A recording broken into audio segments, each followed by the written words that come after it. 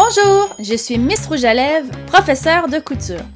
Aujourd'hui, pour les petits projets créatifs de Miss, vous apprendrez comment fabriquer des bandes anti-frottement pour les cuisses.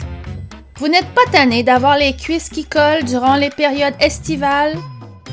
Non seulement elles peuvent s'agencer à votre lingerie, mais vous pouvez aussi ajouter une petite pochette secrète. Ces bandes sont fabriquées à partir de dentelles festonnées et extensibles avec un élastique antidérapant.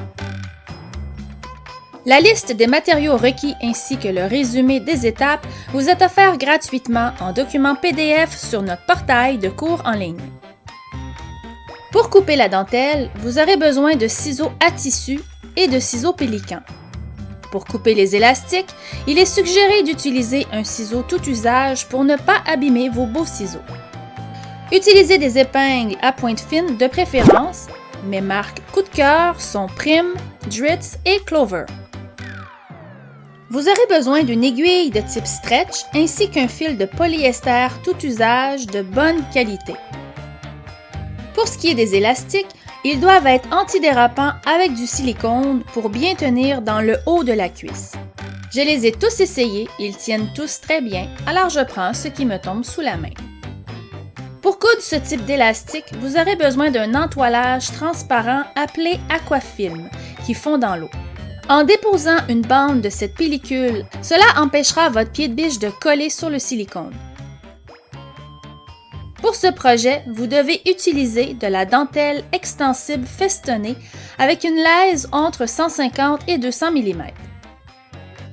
Évitez les dentelles ornées de fils métalliques. Même si c'est très joli, entre les cuisses, c'est un peu irritant. Pour la grandeur, mesurez le tour de votre cuisse dans la partie du haut, à l'endroit où sera l'élastique, ainsi que la mesure à 15 ou 20 cm plus bas, selon la largeur de la dentelle choisie. Voici un exemple. Brigitte a 69 cm de tour pour le haut de sa cuisse, et 61,5 cm de tour pour la partie qui sera le bas de la dentelle. Vous devez faire le calcul suivant selon vos mesures et les réduire de 15 % pour que la dentelle tienne bien sur vous sans trop écraser les cuisses. La plupart des dentelles ont deux sens pour un effet miroir. D'un côté, les fleurs ou ornements se dirigent vers la gauche et de l'autre côté, quand on la retourne, ils se dirigent vers la droite, ce qui nous permet d'avoir un bel effet miroir quand on les porte. Les raccords ainsi que la direction des motifs sont plus ou moins importants pour ce type de projet. Un ou l'autre convient. Alors, je superpose endroit sur endroit deux bandes de dentelle et je coupe ces deux bandes selon la mesure du haut qui est de 58,5 cm. La demi-mesure étant de 29,25 cm, je marque avec une épingle le centre haut ainsi que le centre bas. Par la suite, je prends la mesure du bas et je la divise par deux. Je marque avec des épingles de chaque côté à partir du centre pour arriver à 26 cm la demi-mesure. Reste plus qu'à tracer et à couper en angle entre le haut et le bas. L'élastique doit être coupé d'environ 2 à 3 cm de moins que votre bande si la mesure est plus ou moins de 55 cm. Déposez-le à quelques millimètres sous le creux des festons et épinglez au centre et aux extrémités. Et pour la pochette, coupez une bande d'environ 11-12 cm de large. Voici les réglages suggérés pour votre machine à coudre. Nous utiliserons le point zigzag. La longueur et la largeur de point seront à 2,5 et diminuez la pression du pied de biche. Découpez l'aquafilm pour avoir des bandes d'environ 3 cm de large. Avant de commencer, je vous suggère de faire des tests puisque cette technique demande beaucoup de dextérité. Déposez votre pied de biche près du bord et piquez votre aiguille dans l'élastique. Ne pas coudre sur le silicone. Il faut coudre de chaque côté entre le bord de l'élastique et le silicone. Le zig sera près du silicone et le zag sera près du bord. Débutez avec un point d'arrêt. L'aquafilm ne s'étire pas. Nous devons seulement étirer légèrement l'élastique pour rendre la dentelle à plat sans l'étirer. Diminuez la pression de votre pied de biche si besoin. Si vous sentez une retenue, guidez et aidez votre projet en le guidant vers l'arrière de la machine à coudre sans trop tirer. Terminez avec un point d'arrêt et coupez vos fils près du bord. Coudre de la même façon de l'autre côté du silicone. Cette fois-ci, le zig sera près du bord de l'élastique et le zag près du silicone. Terminez avec un point d'arrêt et coupez vos fils près du bord.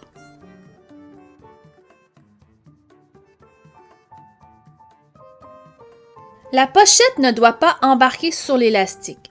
Alors, pour garder les festons du haut et du bas, nous allons faire une piqûre au centre pour réduire la hauteur de la pochette. Pliez-la en deux et coudre au zigzag à environ 1,5 cm du bord. Coupez l'excédent et surpiquez au zigzag à quelques millimètres de la piqûre afin d'aplatir la marge de couture.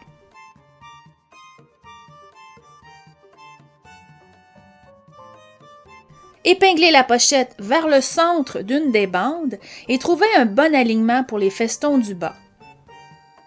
Rabattez les bords non finis vers l'intérieur et épinglez le pourtour.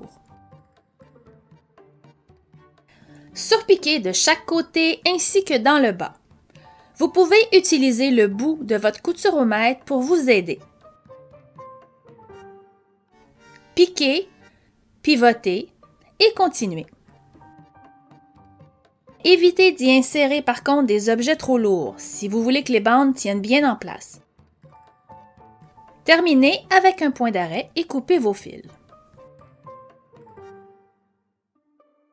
Reste plus qu'à assembler les bandes pour les fermer. Épingler endroit contre endroit et coudre au zigzag. La marge de couture est la largeur du pied de biche.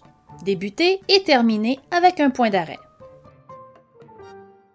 Essayez les bandes à l'envers sur vous. Elles doivent être fermes sans trop écraser. Ajustez si besoin. Coupez les excédents et surpiquez près de la piqûre pour aplatir et solidifier la marge de couture.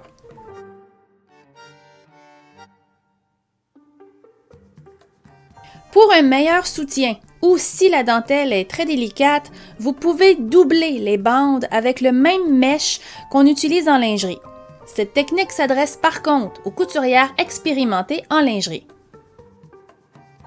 En les doublant, vous obtiendrez un bel effet contrastant.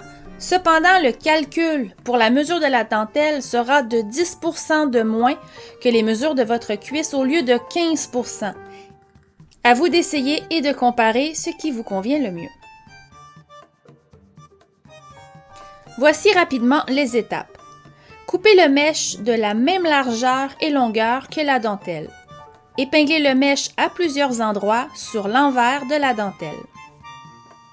Dans le bas, il faut coudre cette fois-ci au zigzag piqué 5 de large par 1,5 de long. Positionnez le bord droit de votre pied de biche vis-à-vis les creux de feston. Coudre l'élastique dans la partie intérieure afin de pouvoir couper l'excédent du mèche sous l'élastique avec un ciseau pélican. Et l'élastique sera égal à la dentelle puisque le mèche donnera un soutien additionnel sur la cuisse. Coudre de l'autre côté du silicone pour fermer l'élastique et fermer les bandes comme expliqué précédemment.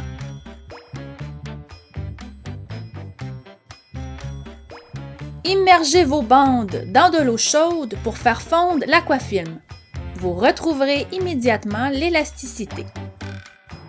Pour l'entretien, lavez à la main avec un savon doux, déposez-les à l'intérieur d'une serviette pour les essorer et suspendre pour sécher.